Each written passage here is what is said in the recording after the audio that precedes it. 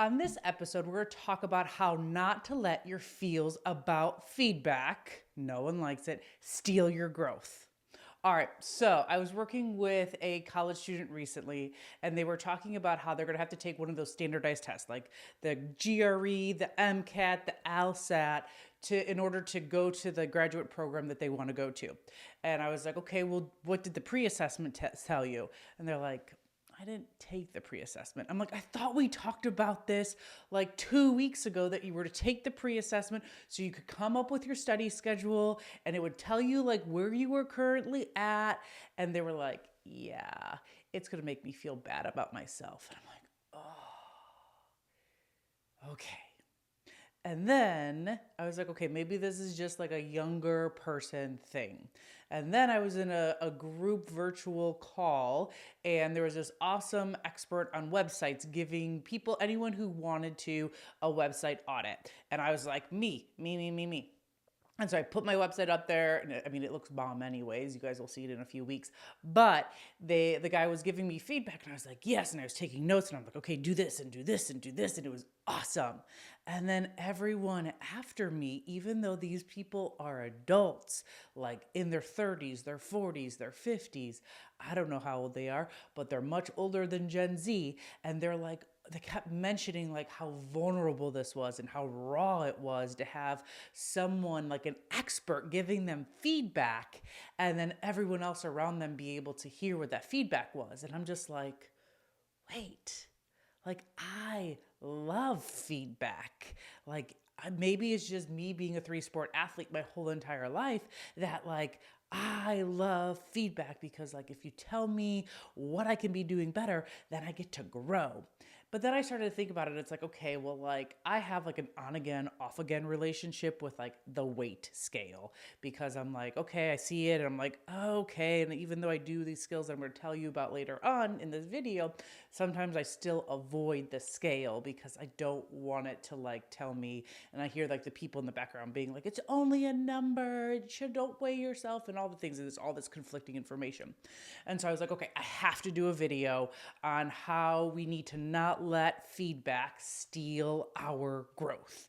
And so here's the problem. That's the problem, that all the emotions that come with feedback, when we get feedback, we start to feel all these feels, all these uncomfortable things, and it can steal our growth because we're allowing our feels to dictate our behaviors.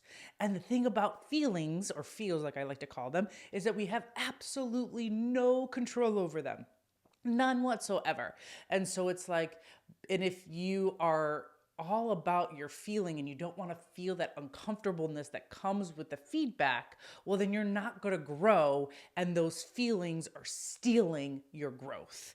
And the reason for this is because I think a lot of humans, and I think everyone does this to some extent, some do it less because they've gotten used to feedback. I would probably make a case for athletes probably do it less because they get coached constantly, is that our self-esteem and our performance on things are too intertwined. Like they go too tightly together, they're too close together.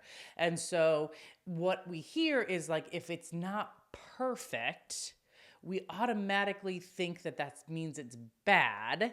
And then it automatically tells us that I am bad, I am worthless. And then it just tanks our mental health, because we're not separating, okay, this is just feedback. We're thinking that it's about us, and it's not about you. Just like my client saying that they're going to feel bad about themselves, okay? Or like all the other people on the call that were like, oh my God, this is just vulnerable, like those kind of things, because they were saying like if their website is bad, because it's a reflection of them, that they themselves are a bad entrepreneur or they're a bad person, something along those lines. And what happens is when we let our feels dictate our behaviors, that leads to a lot of avoidance behavior. So we just don't do things. So like if I allow my scale to make me, the feelings that I have when I see that number on the scale dictate my behavior, well then I'm going to avoid stepping on that scale over and over and over again. And then what happens is that I start to gain weight because I don't have that constant assessment and that data kind of telling me about whether or not what I'm doing is working. And so That avoidance, what it does is it blows this fear that maybe was small before, it blows it out of proportion. It makes it huge.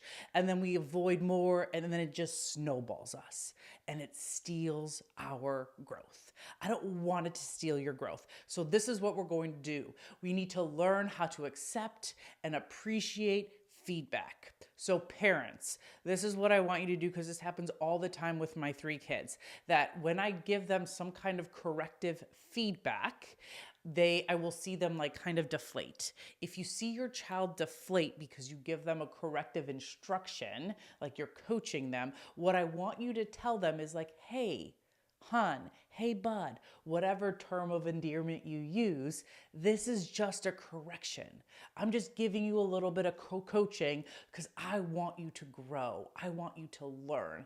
This does not mean that you're a bad kid. It doesn't mean that you did anything wrong. It just means you made a mistake and that I'm giving you feedback. I'm correcting you because I want you to be better. I want you to not be better, because that gets into something else, but like I want you to do better. I want you to grow on this task, on this skill. So that's for parents. For the rest of us, we need to be reframing these thoughts that bombard us when we get feedback. So instead of being like, oh my God, this means like my website is bad, that means I'm bad, we need to use what's called a coping thought of it's just data. And data is neither good nor bad. And so you just put this coping thought on replay in your head. It's just data. It's just data. It's just a number. It's just telling me whether or not what I'm doing is working. Same thing for like the standardized tests. Is that okay? Like this pre-assessment is going to give me a number, and then I'm going to study for a little, like for a few weeks, and then we're going to take another assessment, and hopefully I'm growing. Because if I'm not getting a higher score, well then guess what you're doing is not working, and we need to adapt and we need to adjust before it's too late. But if we allow the avoidance to kind of continue to prevent us from wanting to gather feedback, objective measures, then it's what we're going to do is we're never going to know what we're doing is working. And then we're going to be spinning our wheels. And then what happens is when we actually take that final thing, when you actually take the LSAT or the MCAT or the GRE, then you're not going to do well. And then it's going to cost you money. It's going to cost you time. And then you're really going to, and it's going to possibly cost you your ability to get into the program that you want to get into. When all of this could have been avoided by just using a reframe of it's just data and taking them that damn pre-assessment. Okay. The other one is you have to do it even though it makes you feel uncomfortable. Uncomfortable is a feeling. Again, we have no control over it, but you can push through it. You can commit to doing it. Nope, I'm going to step on that scale every single day, regardless. And it's going to tell me a number, and I'm not going to let it be intertwined with my self-esteem. It doesn't mean I'm a bad person. It doesn't mean that I'm worthless. It's just going to tell me a number and give me feedback about my behaviors.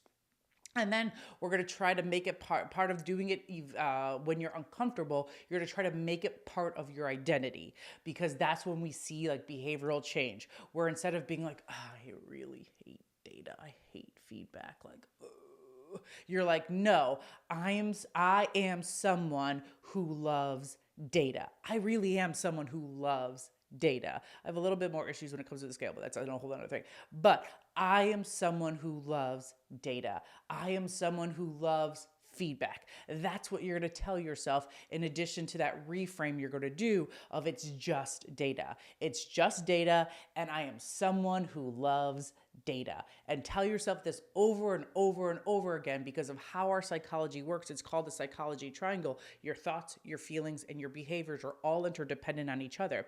If you're constantly doing things that make you feel uncomfortable, and you tell yourself that it's just data and that I love data, I'm someone who loves data, eventually that feeling is going to start going, that uncomfortableness that you feel is going to start to go down and down and down, so that you're going to actually be, eventually, you're going to be someone who loves data. That's the power of fake it till you make it, even though there's lots of people that think that that's a stupid strategy. It's actually backed by psychological research. So if you constantly tell yourself, I am someone who loves data, and you constantly check in and gather that data and ask for feedback, eventually you will become someone who loves data. And with that, by separating out our self esteem from our performance and allowing our performance to be our performance and how we view our self worth to be our self worth, by separating out these two, not making them intertwined anymore, and by allowing and embracing and bringing in and accepting feedback, we're going to be throat punching this mental health crisis. Let's go.